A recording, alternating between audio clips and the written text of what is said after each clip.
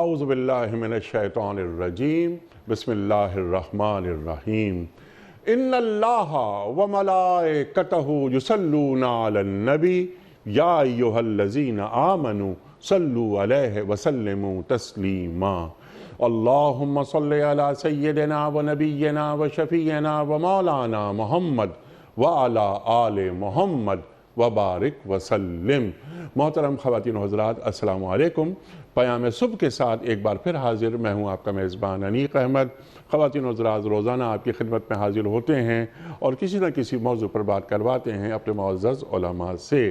خواتین و حضرات، آج کا ہمارا موضوع ایک خاص موضوع جس پر ہم سیکھیں گے اپنے وطن کے، اپنے ملک کے جید علماء سے کہ جناب والا یہ گفتگو ہوتی ہے بہت سی محفلوں میں اور ہم پڑھتے ہیں کتابوں میں کہ بعض مرتبہ ہمارے اعمال، ہمارے نیک اعمال ضائع ہو جاتے ہیں۔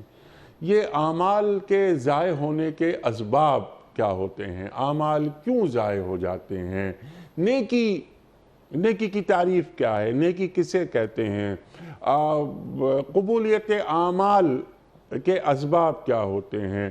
اعمال کے ضائع ہونے کے اسباب کیا ہوتے ہیں؟ قرآن کریم کیا بتا رہا ہے؟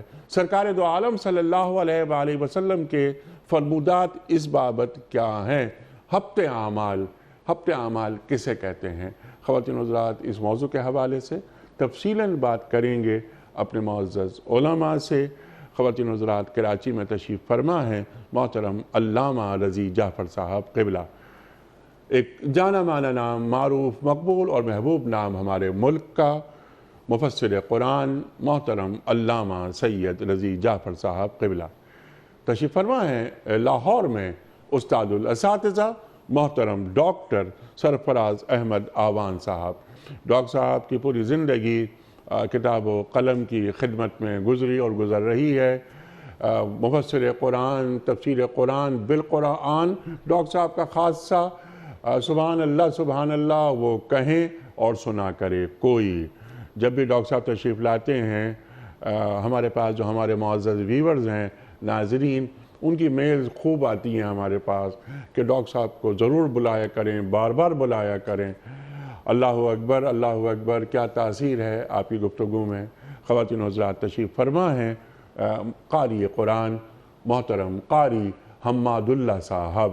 قاری صاحب سے گزارش کروں گا کہ قاری صاحب سورہ محمد صلی اللہ علیہ وآلہ وسلم کی آیات 33، 34 اور 35 کی تلاوت سے آج کے پروگرام کا آغاز فرمائیے۔ اعوذ باللہ من الشیطان الرجیم، بسم اللہ الرحمن الرحیم۔ یا ایہا الذین آمنوا اطیعوا اللہ واطیعوا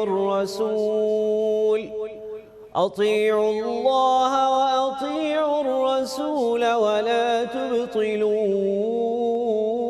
اعمالکم ان الذین کفروا وصدوا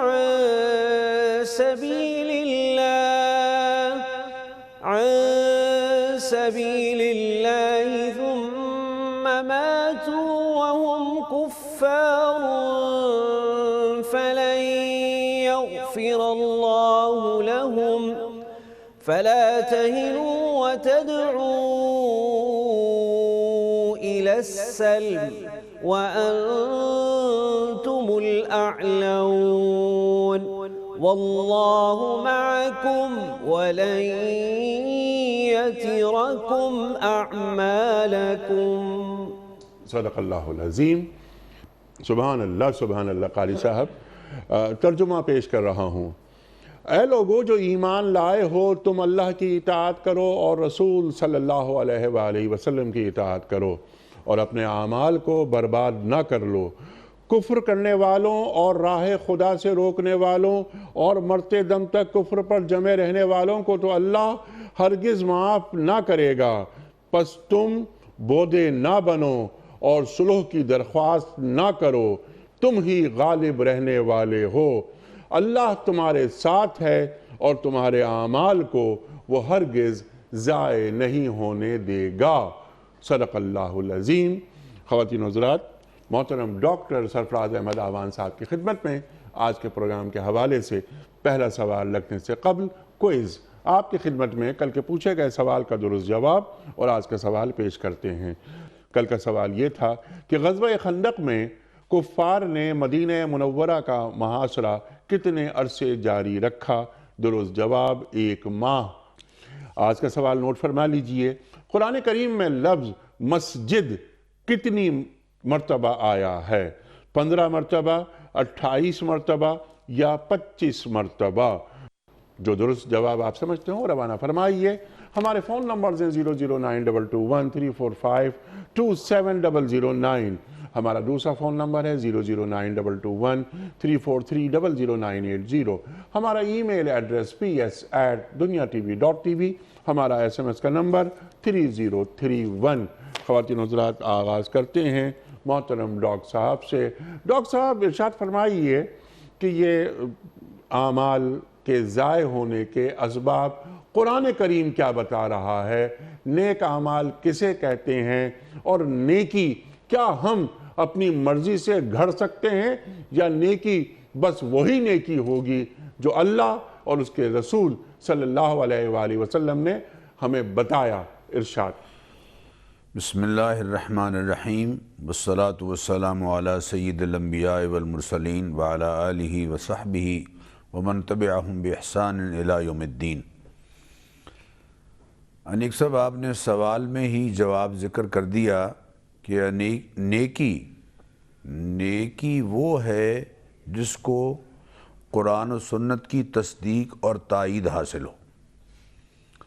جس عمل کو ہم اجر و ثواب کا عمل سمجھ کر رہے ہیں، لیکن اس پر نبی کریم علیہ الصلاۃ والتسلیمات کی تصدیقی مہر نہیں ہے، آپ کی کنفرمیشن اور آپ کی اپروول نہیں ہے، وہ چاہے کتنا ہی خوبصورت دکھائی دے وہ عمل، لیکن چونکہ اس پر سرکار کی مہر نہیں، اس لیے وہ کھوٹا سکہ ہے، وہ اللہ تعالیٰ کے ہاں ناقابل قبول ہے۔ اللہ اکبر۔ اعمال کے اللہ تعالیٰ کے ہاں قبول ہونے کی 3 بنیادی شرطیں ہیں جو سورہ بنی اسرائیل میں اللہ تعالیٰ نے ارشاد فرمائیں۔ ارشاد فرمایا وَمَنْ أَرَادَ الْآخِرَةَ وَسَعَى لَهَا سَعْيَهَا وَهُوَ مُؤْمِنٌ فَلَا كُفْرَانَ لِسَعْيِهِ وَمَنْ أَرَادَ الْآخِرَةَ وَسَعَى لَهَا سَعْيَهَا وَهُوَ مُؤْمِنٌ فَأُولَئِكَ كَانَ سَعْيُهُمْ مَشْكُورًا۔ یہ ہے قرآن کریم میں سورہ بنی اسرائیل کی آیت کہ جو شخص اللہ تعالیٰ کی رضا اور خوشنودی اور آخرت میں اللہ تعالیٰ کے ہاں سے اجر و ثواب حاصل کرنے کی نیت سے عمل کرتا ہے، یعنی اخلاص، اور دوسرے نبی کریم علیہ الصلاۃ والتسلیمات کے بتلائے ہوئے راستے کے مطابق عمل کرتا ہے، وَسَعَى لَهَا سَعْيَهَا، اور تیسری شرط ہے وَهُوَ مُؤْمِنٌ، اس حال میں کہ وہ مومن ہو۔ گویا ایمان، اخلاص اور اتباع رسول، یہ 3 بنیادی شرائط ہیں، ان میں سے کوئی ایک بھی نہ پائی جائے تو پھر یقیناً وہ نیکی نہیں اور وہ عمل اللہ تعالیٰ کے ہاں قابل قبول نہیں۔ ارشاد فرمایا فَمَن يَعْمَلْ مِنَ الصَّالِحَاتِ وَهُوَ مُؤْمِنٌ فَلَا كُفْرَانَ لِسَعْيِهِ، جو شخص نیک عمل کرتا ہے بشرطے کہ وہ مومن ہو تو اس کے عمل کی ہم ناقدری نہیں کریں گے۔ جبکہ دوسری طرف اللہ تعالیٰ نے سورہ توبہ میں ارشاد فرمایا، منافقین سے کہا، اعتقادی منافقین سے کہا انفقوا طوعا او کرہا لن يتقبل منکم، تم چیریٹی جتنی مرضی کرتے رہو، ہمارے ہاں وہ ناقابل قبول ہے۔ اور وجہ کیا بیان کی؟ یہ قرآن کریم ہے انیک صاحب، یہ کسی مفتی کا فتویٰ، یہ کسی واعظ کا وعظ یا تقریر اور خطیب کی خطابت کا اظہار نہیں ہے، بلکہ قرآن کریم کی آیت ہے۔ وَمَا مَنَعَهُمْ أَن تُقْبَلَ مِنْهُمْ نَفَقَاتُهُمْ إِلَّا أَنَّهُمْ كَفَرُوا بِاللَّهِ وَبِرَسُولِهِ، ان کے نفقات یا ان کی چیریٹی یا ان کے صدقات یا ان کی خیرات، اس کے قبول ہونے میں رکاوٹ یہ ہے کہ انہم کفروا باللہ و برسولہ، انہوں نے اللہ کو ویسے نہیں مانا جیسے اللہ کے رسول نے بتایا، اور اللہ کے رسول حضرت محمد الرسول اللہ صلی اللہ علیہ وسلم کو ویسے نہیں مانا جیسے اللہ نے بتایا۔ تو جو شخص تین چیزیں ایمان، اخلاص اور اتباع رسول صلی اللہ علیہ وسلم، جب ان تینوں میں سے کوئی ایک چیز بھی اگر موجود نہیں ہے تو وہ چاہے کتنا خوبصورت اور کتنا عمدہ عمل کیوں نہ ہو، اللہ تعالیٰ کے ہاں ناقابل قبول ہے۔ اب آ جائیے قرآن کریم کن اعمال کو وجوہ حبت اعمال صالحہ قرار دیتا ہے، یعنی کن چیزوں کو قرآن یہ بتا رہا ہے کہ یہ نیک اعمال کو برباد کر کے رکھ دیتی ہیں۔ کچھ چیزیں تو اہل ایمان کے لیے قابل غور ہیں، اور کچھ چیزیں ایسی ہیں کہ جو بہت ان کا دائرہ وسیع ہے۔ ایمان والوں کے لیے اللہ تعالیٰ نے قرآن کریم میں اہل ایمان کو خطاب کرتے ہوئے ارشاد فرمایا کہ دیکھو، دو باتیں تمہارے اعمال کو بالکل ضائع کر دیں گی، تمہاری خیرات کو ضائع کر دیں گی، تمہارے صدقات کو ضائع کر دیں گی۔ ایک ہے احسان جتانا اور دوسرے ہے ریاکاری اور دکھلاوا۔ یا ایھا الذین آمنوا، سورہ آل عمران کی آیت ہے، یا ایھا الذین آمنوا، اے ایمان والو، لا تبطلوا صدقاتکم بالمن والاذی، اپنے صدقات کو اور اپنی خیرات کو، اپنے اعمال صالحہ کو احسان جتا کر اور تکلیف پہنچا کر کہیں ضائع نہ کرو۔ کالذی ينفق مالہ رئاء الناس، اس شخص کی طرح جو اپنا مال خرچ کرتا ہے دکھلاوے کے لیے۔ ایک 10 کلو کا یا 20 کلو کا آٹے کا تھیلا ہے اور بیوہ کے سپرد کیا جا رہا ہے، اور اس پر 7 ہاتھ رکھے ہوئے ہیں صاحب ثروت لوگوں کے۔ سبحان اللہ، کتنا بڑا احسان کر رہے ہیں، اور وہ تصویر پوری دنیا میں جا رہی ہے۔ کالذی ينفق مالہ رئاء الناس، لوگوں کے دکھلاوے کے لیے مال خرچ کرتا ہے۔ فمثلہ کمثل صفوان علیہ تراب فاصابہ وابل فترکہ صلدا، قرآن کے الفاظ ہیں۔ فمثلہ کمثل صفوان علیہ تراب، ان کی مثال ایسے ہے ان اعمال کرنے والوں کی جو ریاکاری کرتے ہیں، دکھلاوا اور احسان جتانا اور ایذا پہنچانا، اس متعلقہ آدمی کو ایذا پہنچانا، ذہنی تکلیف، ذہنی ایذا۔ تو فرمایا کہ جو شخص ایسا کر رہا ہے اس کی مثال ایسے ہے جیسے ڈھلوان پر پڑا ہوا ایک چٹیل پتھر ہے، اس پتھر پر گرد و غبار آہستہ آہستہ یا مٹی جم جاتی ہے، لیکن فَأَصَابَهُ وَابِلٌ، جب زوردار بارش برستی ہے تو بارش فَتَرَكَهُ صَلْدًا، اس پتھر کو بالکل گرد و غبار سے صاف کر دیتی ہے۔ لا يقدرون مما كسبوا على شيء، اے ایمان والو، اگر تم نے اپنے عمل میں ریاکاری کو شامل کر لیا، احسان جتانے کو شامل کر لیا، تو جیسے پتھر پر مٹی نہیں رہی، لا يقدرون مما كسبوا على شيء، تم بھی اپنے کیے پر اللہ تعالیٰ کے ہاں سے کچھ بھی نہیں پاؤ گے۔ تو پہلی چیز تو اعمال کی بربادی کا جو سبب بنتا ہے وہ ریاکاری ہے، احسان جتانا ہے۔ خاص طور پر اہل ایمان کو یہ خطاب کیا گیا ہے۔ ایک اور بات جو انیق صاحب میں چاہوں گا، آج کے دور میں جو تمام لوگ ہمارے محترم حضرات جو اداروں کے سربراہ ہیں، ڈائریکٹر ہیں، ایڈمنسٹریٹر ہیں، یا کسی بھی وزیر ہیں یا مشیر ہیں یا امیر ہیں یا وزیر اعظم ہیں یا صدر ہیں، ان سب کو یہ حدیث غور سے سننی چاہیے۔ نبی کریم علیہ الصلوۃ والتسلیمات کے خلیفہ اول سیدنا صدیق اکبر رضی اللہ تعالیٰ عنہ شام میں اپنا گورنر بنا کے بھیج رہے ہیں، اور بھیج رہے ہیں سیدنا ابو سفیان رضی اللہ عنہ کے بڑے بیٹے کو، اور ان سے یہ کہہ رہے ہیں کہ دیکھو شام میں تمہاری قرابت داریاں ہیں، مجھے ڈر ہے کہ کہیں رشتہ داری کی بنیاد پر تم کسی آدمی کو مسلمانوں کا کوئی عہدہ اور منصب اس کے سپرد نہ کر دینا، اس سے بچنا، اس لیے کہ میں نے اللہ کے حبیب سے سنا ہے، من ولی من امر المسلمین شیئا، جو شخص مسلمانوں کے کسی عہدے پر فائز ہوتا ہے، اس کو کوئی عہدہ ڈائریکٹرشپ یا ایڈمنسٹریٹرشپ یا کوئی حوالے سے ملتی ہے، اور پھر وہ اپنے کسی رشتہ دار کو میرٹ کی بجائے صرف تعلق کی بنیاد پر، ریلیشن شپ کی بنیاد پر، سفارش کی بنیاد پر، تعلق کی بنیاد پر، میری پارٹی کا ہے، میرے محلے کا ہے، میرے استاد نے بھیجا ہے، میرے دوست نے اس کو بھیجا ہے، میرٹ پر پورا نہیں اترتا لیکن اس کے باوجود اس کو اس منصب پر لگا دیتا ہے، تو حضرت صدیق اکبر فرما رہے ہیں، حضور نے فرمایا فَعَلَيْهِ لَعْنَةُ اللَّهِ وَالْمَلَائِكَةِ وَالنَّاسِ اجمعین، اس پر اللہ اور فرشتوں کی اور لوگوں کی لعنت برستی ہے۔ لا يقبل اللہ منہ صرفا ولا عدلا، اس کے فرضوں کو اور اس کے نفلوں کو اللہ زیرو کر دیتے ہیں، اللہ قبول نہیں کرتے۔ تو یہ دو باتیں تو ہیں اہل ایمان کے حوالے سے۔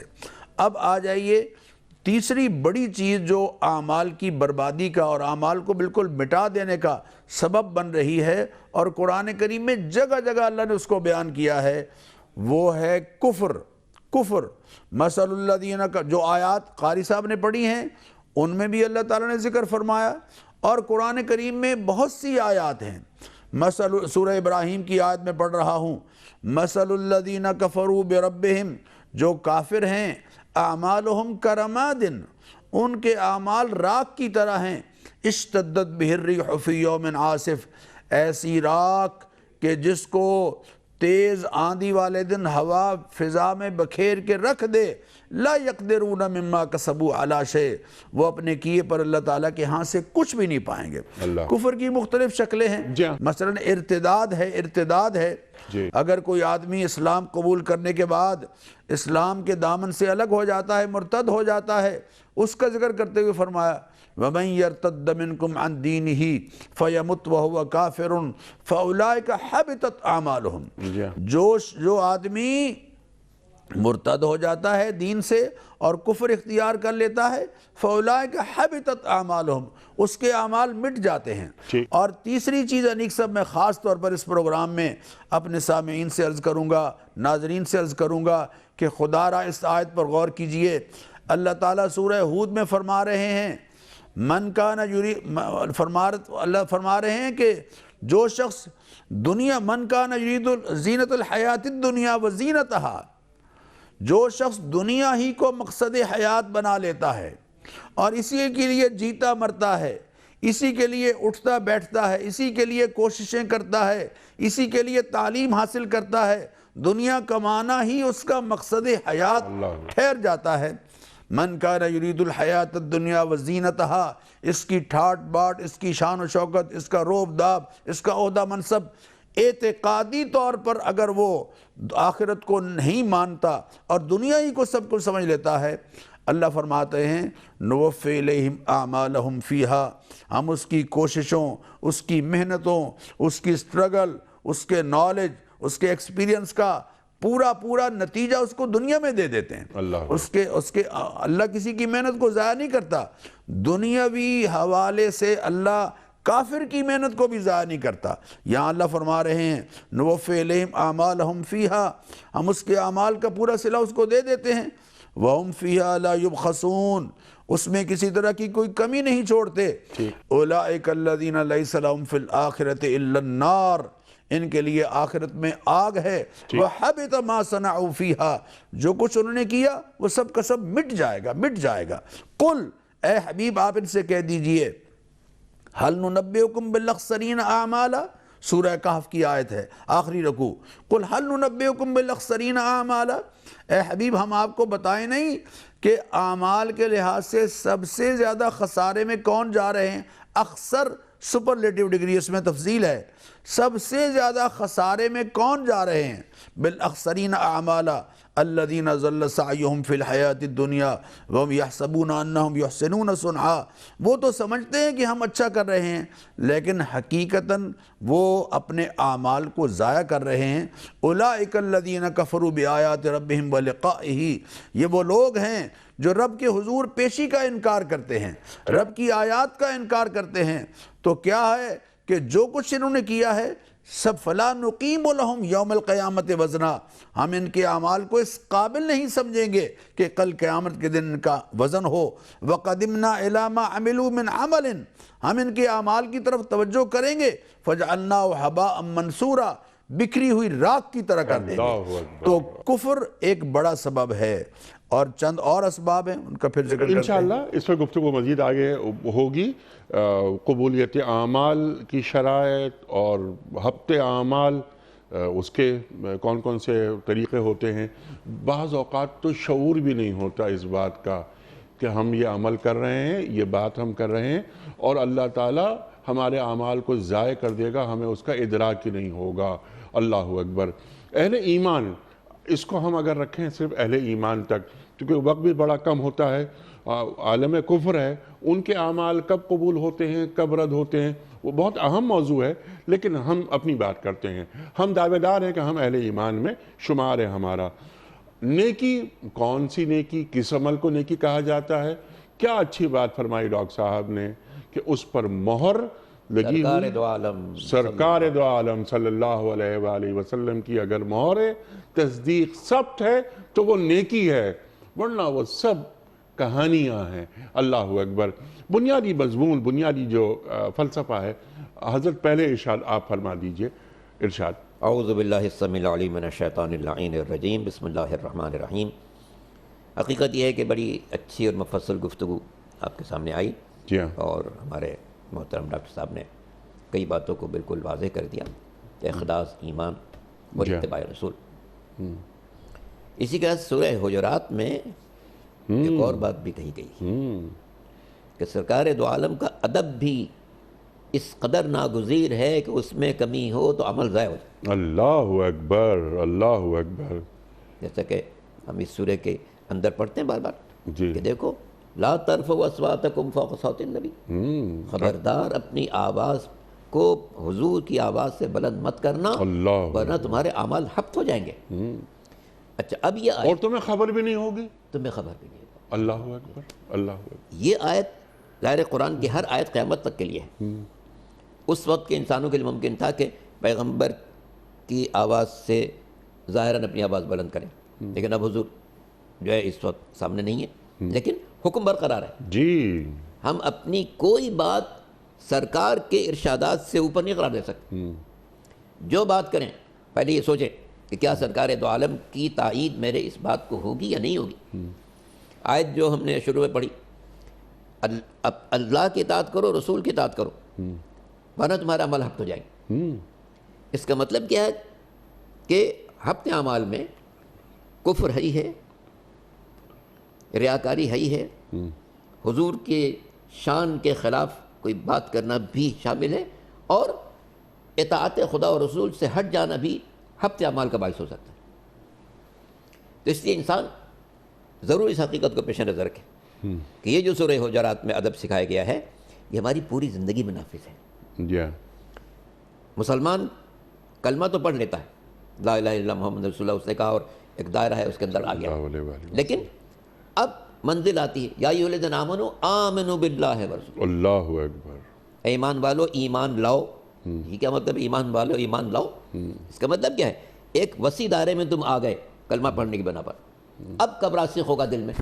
جب تم اطاعت کی منزل پر آ گئے۔ قالت الاعراب آمنا، عرب نے آ کر کہا کہ ہم ایمان لے، کہا لم تؤمنوا، نہیں ایمان نہیں آ، قولوا اسلمنا۔ قولوا اسلمنا ولما يدخل الايمان في قلوبكم، اللہ اکبر، ابھی ایمان تمہارے دلوں میں اترا کہاں ہے؟ اللہ اکبر، تو ایمان کا مطلب ہے کہ ایمان دل میں اتر جائے اللہ اکبر۔ اور انسان دل کی آنکھ سے اپنے رب کو دیکھے۔ حقیقت یہ ہے کہ ہماری زندگی میں بہت سارے مسائل اس لیے ہیں کہ ہم اپنے دل کی آنکھ سے رب کو نہیں دیکھتے۔ سبحان اللہ، سبحان اللہ۔ نماز پڑھ لیتے ہیں، روزہ رکھ لیتے ہیں، دوسرے واجبات کو کسی حد تک ادا کر لیتے ہیں، لیکن دل کی آنکھ سے اس کو نہیں دیکھتے، اور نہ دل میں اس کو پورا اتارتے ہیں۔ اگر دل میں پورا اتار لیں تو ہماری پوری زندگی کے ہر عمل میں اللہ نظر ہے، اور اگر دل کی آنکھ سے اس کو دیکھیں تو کسی غلط بات کی طرف ہم جا نہیں سکتے، اس لیے کہ ہم دیکھ رہے ہیں اللہ میرا دیکھ رہا ہے، کوئی نہ دیکھے وہ دیکھ رہا ہے، سات سمندر کی گہرائیوں میں بھی جو دیکھ رہا ہے۔ جیسے کہ حدیث مبارک میں پڑھتے ہیں کہ پاک ہے وہ اللہ جو سمندروں کی گہرائیوں کے اندر سانس لینے والی مچھلی کی آواز کو سن رہا ہے۔ سبحان اللہ، سبحان اللہ۔ تو اگر انسان اس حقیقت کو پیش نظر رکھے کہ میں خلوت میں ہوں، جلوت میں ہوں، مجمع میں ہوں، تنہائی میں ہوں، کہیں ہوں، کوئی نہ دیکھ رہا ہو مگر وہ دیکھ رہا ہے، تو اس صورت میں انسان کا عمل خود بخود ایک صحیح دائرے میں آئے گا۔ اسی لیے میں یہ بات عرض کرتا ہوں کہ انسان رب کو اپنے دل کی آنکھ سے دیکھے تاکہ زندگی اس کی منور ہو جائے، چونکہ اللہ نور السماوات والارض، اللہ نور ہے۔ جب اللہ نور ہے، ہم دل کی آنکھ سے اس کو دیکھیں گے تو زندگی کی تاریکیاں چھٹتی چلی جائیں گی، زندگی پر نور غالب آتا چلا جائے گا، اور یہ نور کا غالب آنا انسان کے لیے اعمال کو رفعت عطا کرنے والا۔ الیہ یصعد الکلم الطیب والعمل الصالح یرفعہ، پاکیزہ بات ہی اس تک پہنچتی ہے اور عمل صالح مزید اس کو بلندی عطا کر دیتا ہے۔ تو اگر انسان ان حقائق کو پیش نظر رکھے کہ اخلاص ہو، ایمان ہو، اتباع رسول ہو، حضور کے فرمان کو اپنی جان سے زیادہ مقدم قرار، اور کوئی ایسا کلمہ نہ کہیں کبھی کہ جو ارشادات رسالت مآب کے خلاف ہو، یا ہم اپنی بات کو ان کی بات کے اوپر قرار دینا چاہیں۔ اس لیے کہ سورہ حجرات نے سختی سے منع کیا، ہفتے عمل ہو جائے گا۔ اگر کسی بھی مسئلے پر کہانی سرکار دو عالم نے فرمایا تو تھا، مگر میری یہ رائے۔ اگر کوئی شخص یہ کہے مسلمان ہوتے ہیں کہ سرکار نے فرمایا تو ہے مگر میری رائے، اسی وقت وہ گر گیا، پہاڑ سے بالکل نیچے گر پڑا کہ اس نے اپنی بات کو سرکار کی بات پر مقدم۔ ہمیں پورے معاشرے کا جائزہ لینا چاہیے، ہم جو کچھ کر رہے ہیں، جو ہمارے دستور ہے، جو ہماری زندگی کا عنوان بن چکا ہے، جو ہمارا تجارت کا انداز ہے، جو ہمارا کاروبار کا انداز ہے، جو لین دین کا انداز ہے، بندگان خدا کے ساتھ سلوک کا انداز ہے، پڑوسیوں کے ساتھ خبرگیری کا انداز ہے، کتنا ہم اتباع رسول کر رہے ہیں۔ جب تک اتباع رسول نہ ہو، کوئی عمل انسان کا رفعت نہیں پا سکتا ہے۔ اس لیے کہ اللہ کی بارگاہ میں وہی عمل قبول ہوگا جو اخلاص کے ساتھ ہوگا، اتباع رسول کے ساتھ ہوگا، اور رسول کے عشق کے ساتھ ہوگا۔ سبحان اللہ، سبحان اللہ، وہی کہ مہر، ایک تو مہر کی بات ہوئی۔ لیکن ڈاکٹر صاحب، جو علامہ صاحب نے بات فرمائی، میں چاہتا ہوں ذرا اس کو اور واضح کر دیجئے آپ۔ یہ اپنی آوازوں کو سرکار دو عالم صلی اللہ علیہ وآلہ وسلم کی آواز سے پس رکھیں۔ یا ایھا الذین آمنوا لا ترفعوا اصواتکم فوق صوت النبی، اللہ اکبر، اللہ اکبر، اس کو ذرا واضح کیجئے ڈاکٹر صاحب۔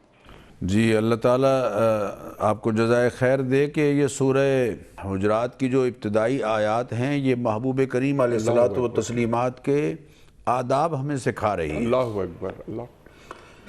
محبوب کریم علیہ الصلوۃ والتسلیمات کی حرمت اور آپ کا احترام تو عین ایمان ہے، اس کے بغیر تو ایمان ہے ہی نہیں سرے۔ یہ جو جملہ ارشاد فرمایا، یا ایھا الذین آمنوا لا تقدموا بین یدی اللہ ورسولہ، اللہ اکبر، اے ایمان والو، اللہ اور اس کے رسول سے آگے مت بڑھو، یعنی اس سے پہلے کہ تم یہ معلوم کرو کہ اس معاملے میں اللہ اور اس کے رسول کا حکم کیا ہے، اپنی رائے دے دو۔ ما کان لمؤمن ولا مؤمنۃ اذا قضى اللہ ورسولہ امرا ان یکون لہم الخیرۃ من امرہم، کسی مومن مرد اور عورت کو اس بات کا حق حاصل نہیں ہے کہ اللہ اور اس کے رسول کسی بات کا حکم دیں تو وہ پھر اس میں اپنا اختیار شامل کرے۔ اب اس کے لیے اختیار باقی نہیں رہا، اب اختیارات سارے ختم ہو گئے، اب اللہ اور اس کے رسول کا حکم ہی جاری ہوگا۔ اور دوسرا جملہ ارشاد فرمایا، یا ایھا الذین آمنوا، اے ایمان والو، لا ترفعوا اصواتکم فوق صوت النبی، جس مجلس میں محبوب کریم علیہ الصلوۃ والتسلیمات کی ذات کریمہ تشریف فرما ہوں، اس مجلس میں اللہ کے حبیب کی آواز سے تمہاری آواز بلند نہیں ہونی چاہیے۔ اللہ کے حبیب صلی اللہ علیہ وسلم اگر اس کمرے میں موجود ہیں جہاں میں بیٹھا ہوں، تو مجھے کوئی حق حاصل نہیں ہے کہ میں اونچی آواز سے گفتگو کروں۔ اور دوسرے فرمایا، لا تجہروا لہ بالقول کجہر بعضکم لبعض، دیکھو جس وقت تم آپس میں بیٹھے ہوئے بے تکلف گفتگو کرتے ہو، میرے حبیب کی مجلس میں اس طرح سے بھی گفتگو نہیں کر سکتے۔ میرے حبیب کی مجلس میں آپس میں بھی بلند آواز سے ایک دوسرے سے گفتگو نہیں کر سکتے۔ آپ کو تو خطاب کرنے تک کا آداب سکھایا، لا تجعلوا دعاء الرسول بینکم کدعاء بعضکم بعضا، جیسے تم ایک دوسرے کو بلاتے ہو ایسے میرے حبیب کو مت بلانا۔ یہ انیک صاحب اضافت فاعلی بھی ہے اور اضافت مفعولی بھی ہے۔ کیا مطلب؟ لا تجعلوا دعاء الرسول بینکم کدعاء بعضکم بعضا، ایک تو یہ کہ اللہ کے رسول کو مت ایسے بلانا جیسے تم ایک دوسرے کو بلاتے ہو، اور دوسرے اللہ کے رسول کے بلاوے کو ایسا مت سمجھنا جیسے کہ تم ایک دوسرے کو بلاتے ہو، اس کو کوئی ویٹیج نہیں دیتے یا ویٹیج دیتے ہو، وزن دیتے ہو۔ اللہ کے رسول جب تمہیں بلائیں گے تو پھر تمہارے لیے کوئی گنجائش نہیں ہوگی۔ اللہ آداب سکھا رہے ہیں۔ اور انیق صاحب، محبوب کریم علیہ الصلوۃ والتسلیمات کی گستاخی کفر ہے۔ اللہ قرآن کریم میں فرما رہے ہیں، قُلْ أَبِ اللَّهِ وَآيَاتِهِ وَرَسُولِهِ كُنْتُمْ تَسْتَهْزِئُونَ لَا تَعْتَذِرُوا قَدْ كَفَرْتُمْ بَعْدَ إِيمَانِكُمْ۔ اللہ اور اس کے رسول کا مذاق اڑاتے ہو، آپ معذرتیں مت کرو، تم نے کفر کیا ہے اگر تم اس سے پہلے مومن تھے بھی۔ تو یہ تو بہت بری بات ہے، لیکن یہاں میں وضاحت کر دوں کہ محبوب کریم علیہ الصلوۃ والتسلیمات کی گستاخی یقیناً اعمال کی بربادی کا سبب ہے، لیکن گستاخ کے طعنے ایک دوسرے کو دینے سے ہمیں گریز کرنا چاہیے۔ محبوب کریم علیہ الصلوۃ والتسلیمات نے ارشاد فرمایا، کل امتی یدخلون الجنت الا من ابا، میری امت کے سب لوگ جنت میں جائیں گے الا من ابا، مگر جو میرا منکر ہے وہ جنت میں نہیں جائے گا۔ قیل یا رسول اللہ من یا ابا یا رسول اللہ، اے اللہ کے پیارے حبیب یہ منکر کون ہے؟ آپ فرمایا من اطاعنی دخل الجنہ ومن عصانی فقط ابا، جس نے میری فرما برداری کی وہ جنت میں جائے گا، اور جس نے میری نافرمانی کی وہ منکر ہے۔ ہم نافرمانی کر رہے ہیں لیکن منکر کسی اور کو کہہ رہے ہیں۔ یہ بہت احتیاط کی ضرورت ہے، ہمارے معاشرے میں اس مزاج کا خاتمہ ہونا چاہیے۔ حضور نے فرمایا من احب سنتی فقط احبنی، جس نے مجھ سے محبت کی، جس نے میری سنت سے محبت کی اس نے مجھ سے محبت کی۔ ومن احبنی کان معی فی الجنہ، اور جو مجھ سے محبت کر رہا ہے کل جنت میں میرے ساتھ ہوگا۔ اللہ اکبر۔ تو ایک تو میں اس پروگرام کے حوالے سے عرض کروں کہ گستاخی رسول اعمال کی بربادی کا سبب ہے، اس لیے اس سے گریز کرنا ہے۔ اور دوسری جو چیز قرآن کریم میں اللہ تعالیٰ نے ایک سے زائد مقامات پر بیان فرمائی انیق صاحب، وہ ہے شرک۔ اللہ قرآن کریم میں فرما رہے ہیں وَلَقَدْ أُوحِيَ إِلَيْكَ، اے حبیب صلی اللہ علیہ وسلم، قل آپ فرما دیجئے افغیر اللہ تأمرونی اعبد ایھا الجاہلون، اے جاہلو کیا تم مجھے کہتے ہو کہ میں اللہ کے سوا کسی اور کی عبادت شروع کر دوں؟ وَلَقَدْ أُوحِيَ إِلَيْكَ، اے حبیب آپ کی طرف بھی وحی کی گئی، وَإِلَى الَّذِينَ مِن قَبْلِكَ، اور آپ سے پہلوں کی طرف بھی وحی کی گئی۔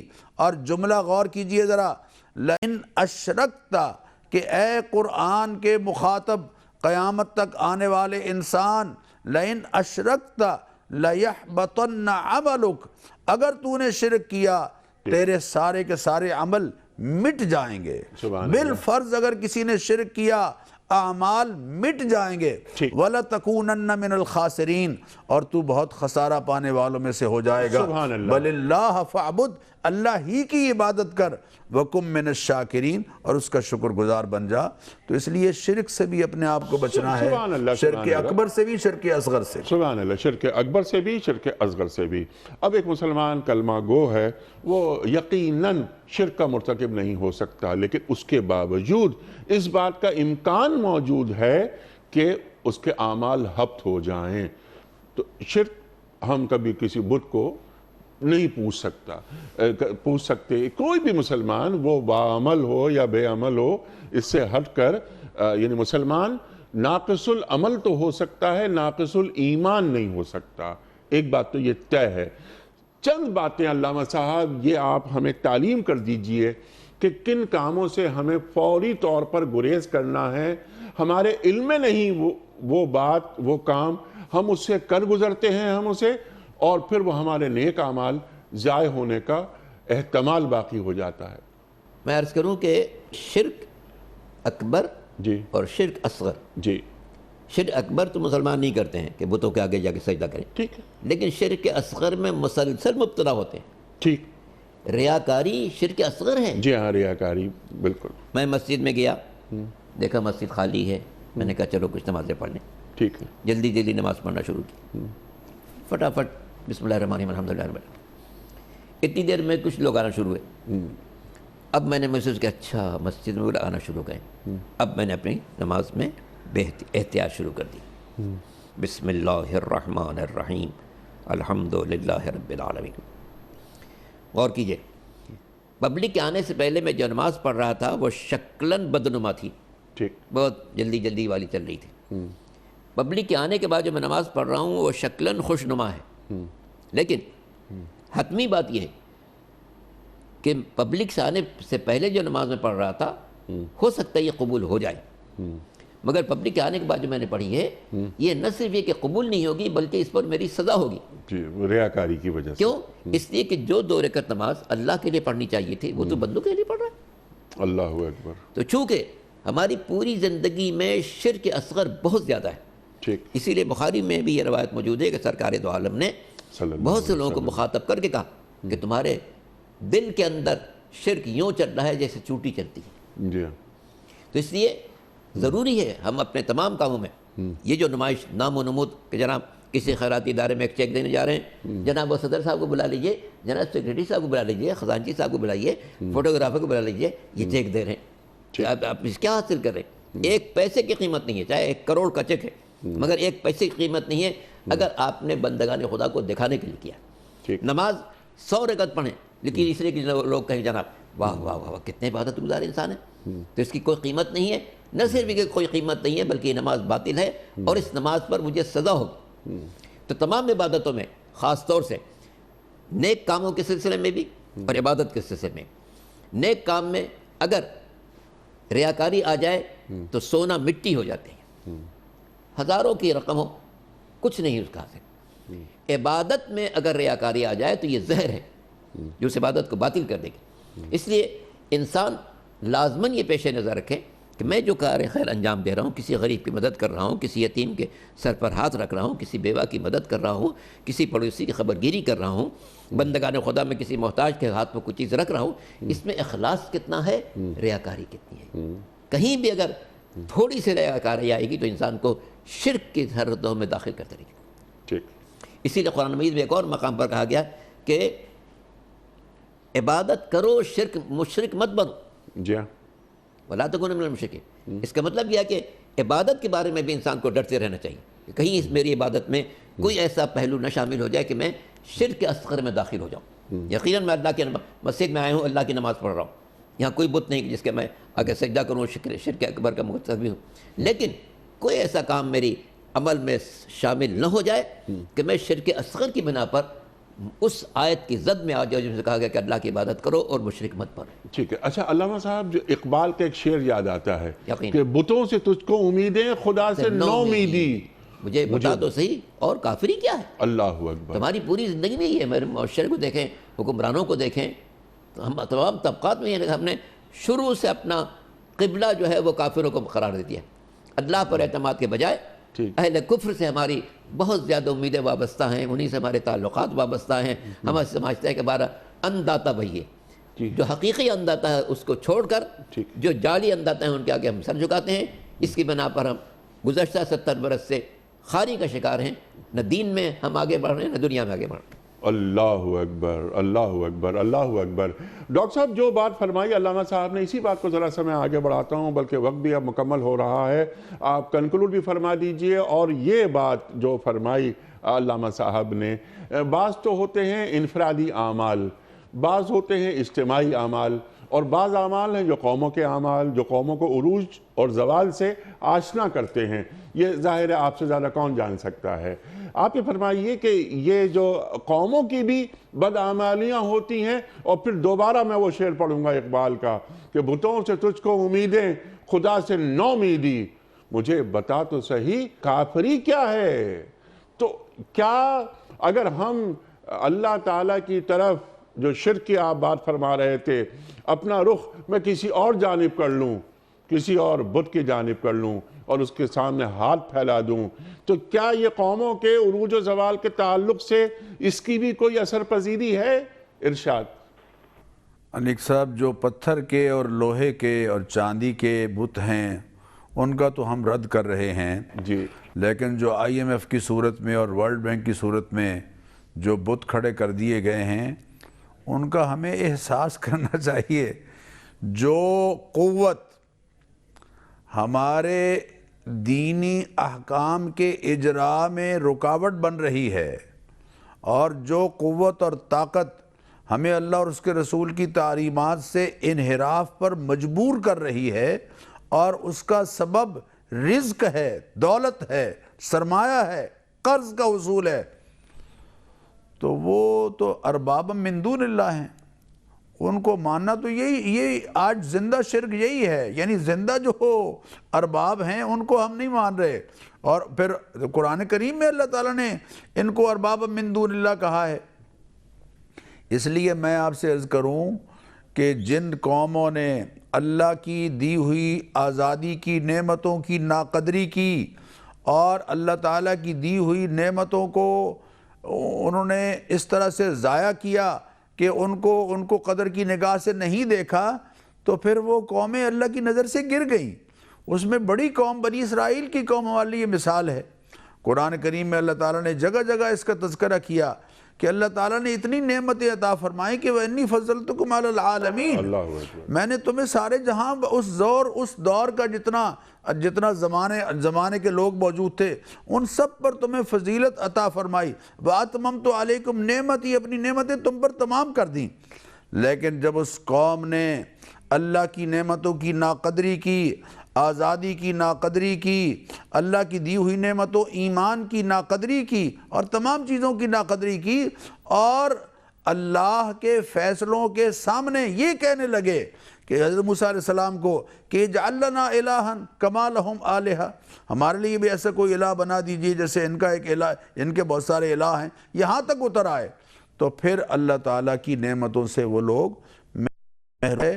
تو میں قومی سطح پر میں عرض کروں گا کہ آج ہم نے بہت سے جو زندہ بت ہم نے کھڑے کر رکھے ہیں، اور ان کے احتیاج اس قدر ہم نے بنا لی ہے۔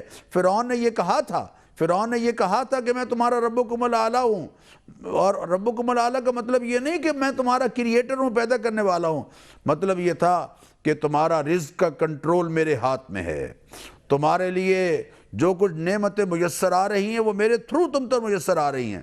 تو اگر فرعون رب اعلیٰ اس کا ہم رد کرتے ہیں، تو آج کے جو ہم نے رب بنا لیے ہیں ان کا بھی ہمیں رد کرنا ہوگا، اور اللہ تعالیٰ کی چوکھٹ پر دیانتداری کے ساتھ، امانت داری کے ساتھ اپنی کرپشن کو ختم کرتے ہوئے، ظلم اور جبر کو ختم کرتے ہوئے عدل اور انصاف کے نظام کو قائم کریں گے، اور چھوٹے اور بڑے کا امتیاز کیے بغیر انصاف اور عدل قائم کریں گے، تو اللہ اپنے رزق کے دروازے ہم پر کھول دیں گے۔ ہمیں یہ جو زندہ الہ ہیں ان سے اپنے آپ کو بچا کر شرک سے بچنا ہوگا۔ سبحان اللہ۔ اچھا ڈاکٹر صاحب، یہ آخری سوال یہ بھی آپ ارشاد فرما دیجئے، آپ کی اسی گفتگو سے مربوط ہے کہ جو آج کا ہمارا موضوع ہے کہ اعمال کے ضائع ہونے، ہبط ہونے کے اسباب۔